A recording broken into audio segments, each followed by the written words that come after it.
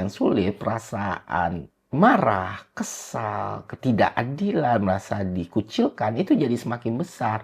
Dan itulah yang menjadi penyebab kenapa masyarakat di Pulau Sumatera sangat mendesak Pak Prabowo untuk mengambil atau melakukan tindakan dengan menetapkan bencana ini sebagai bencana nasional. Karena kita tahu ketika itu ditetapkan jadi bencana nasional, maka penanganannya sebetulnya di pemerintah pusat dengan kemampuan fleksibilitas dan kewenangan yang jauh lebih besar. Sehingga tindakan cepat bisa dilakukan. Walaupun itu punya cost-nya juga ya teman-teman, menetapkan satu bencana itu jadi bencana nasional, itu punya PR yang harus diselesaikan. Salah satunya shock di ruang fiskal kita, kedua budget shifting, ketiga program prioritas ini semua kan harus berubah karena bencana nasional tadi.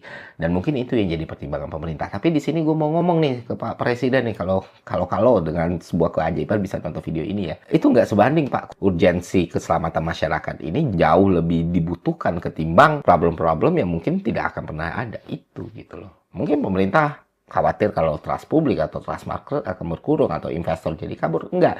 Justru di tahun 2025 ini dari pola yang kita lihat di seluruh dunia, ketika pemerintah bisa merepresentasikan bahwa mereka government yang bisa merespon semua kebutuhan dan kritik masyarakat dengan cepat, investor malah percaya gitu. Investor akan selalu percaya dengan pemerintah yang dicintai rakyatnya dan dipercaya rakyatnya.